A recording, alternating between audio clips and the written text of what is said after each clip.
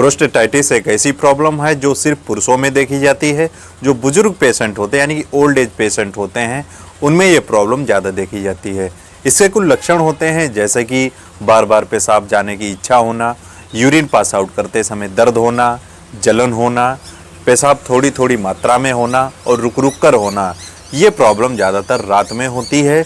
बुजुर्ग पेशेंट्स को ज़्यादातर ये देखा गया है रात में उनको पेशाब जाने की इच्छा होती है यानी कि यूरिन पास आउट करने की इच्छा होती है, और जब यूरिन पास आउट करने के लिए जाते हैं तो यूरिन होती ही नहीं है या फिर बहुत ही कम मात्रा में होती है और तेज़ दर्द होता है। दोस्तों ये सारी प्रॉब्लम्स प्रोस्टेटाइटिस में होती हैं। जब पेशेंट डॉक्टर के पास जाता है तब उसका टेस्ट कराया जाता है, जैसे कि यूएसजी कराया जाता है, लोअर एब्डोमेन का अल्ट्रासाउंड कराया जाता है, एक्सरे कराया जाता है, तब ये प्रॉब्लम पता चलती है कि पेशेंट को प्रोस्टेटाइटिस हो गया है।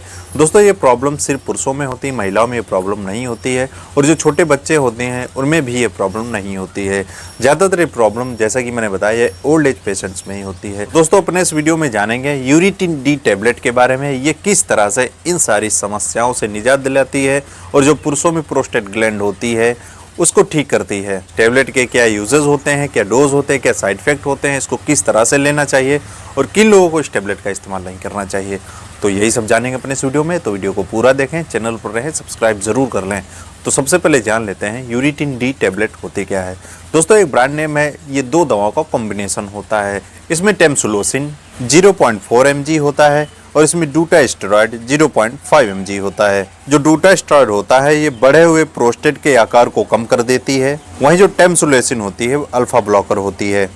ये ब्लैडर और प्रोस्टेट की मांसपेशियों को शिथिल कर देती है, यानी कि जो मसल्स होती हैं प्रोस्टेट और ब्लैडर की उसको रिलैक्स कर देती है, जिसकी वजह से जो स्टार्टिंग में पेन होता है, यूरिन पास आउट करते समय जलन होती है, दर्द होती है, तो इन सारी समस्याओं को टेम्सुलोसिन कम कर देती है। तो जान लेते हैं इसके डोजेस के बारे में, इस टैबलेट के क्या क्या डोजेस होते हैं और इसको किस तरह से लेना चाहिए।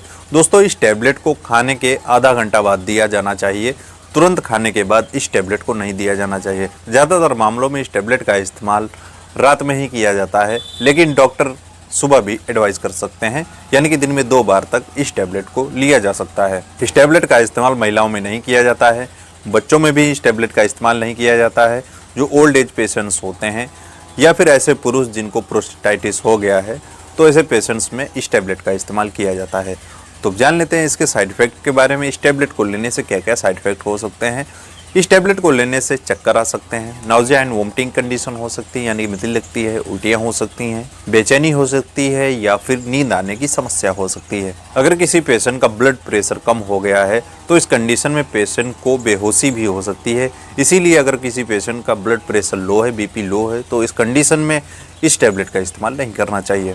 इस टैबलेट का इस्तेमाल अगर लंबे समय तक किया जाता है तो पुरुषों में इजैकुलेशन की प्रॉब्लम्स होने लगती हैं, यानी कि जो सेक्स के दौरान जो इजैकुलेशन होता है उसमें काफ़ी परेशानी होती है, दर्द होता है।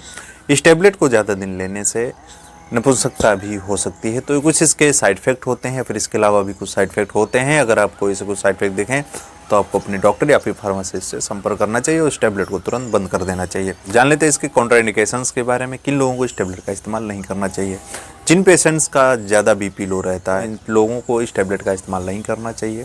अगर किसी तरह की ड्रग एलर्जी है या फिर हाइपर सेंसिटिविटी है तो इस कंडीशन में इस टैबलेट का इस्तेमाल नहीं करना चाहिए। अगर पहले से ही प्रोस्टेट का इलाज चल रहा है और दवाएं ले रहे हैं तो इस कंडीशन में भी इस टैबलेट का इस्तेमाल नहीं करना चाहिए। अगर आपको लिवर डिजीज़ है, किडनी डिजीज़ है या फिर हार्ट से रिलेटेड कोई प्रॉब्लम है तो अपने डॉक्टर से कंसल्ट करना चाहिए और बता देना चाहिए। महिलाओं में इसका इस्तेमाल नहीं किया जाता है और बच्चों में भी इसका यूज़ नहीं किया जाता है। तो ये कुछ इसके कॉन्ट्राइंडिकेशंस होते हैं, तो इस कंडीशन में इस टैबलेट का इस्तेमाल बिल्कुल ना करें। आपको कोई भी मेडिसिन लेने से पहले और किसी भी बीमारी का इलाज करने से पहले सलाह ज़रूर लेनी चाहिए, क्योंकि दवाओं के फायदे के साथ साथ उसके नुकसान भी होते हैं अगर मेडिसिन को सही तरीके से और सही डोज से ना लिया जाए। दोस्तों आज के लिए इतना ही। अगर आप किसी और मेडिसिन के बारे में जानना चाहते हैं, किसी और बीमारी के बारे में जानना चाहते हैं तो कमेंट करके बता सकते हैं।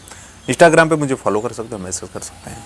आई होप दोस्तों आपको वीडियो पसंद आएगा तो इस वीडियो को लाइक करें, चैनल पर नए सब्सक्राइब जरूर कर लें और बेल आइकन को भी प्रेस कर लें, जिससे ऐसे इन्फॉर्मेटिव वीडियोज़ आपको हमेशा मिलते रहेंगे।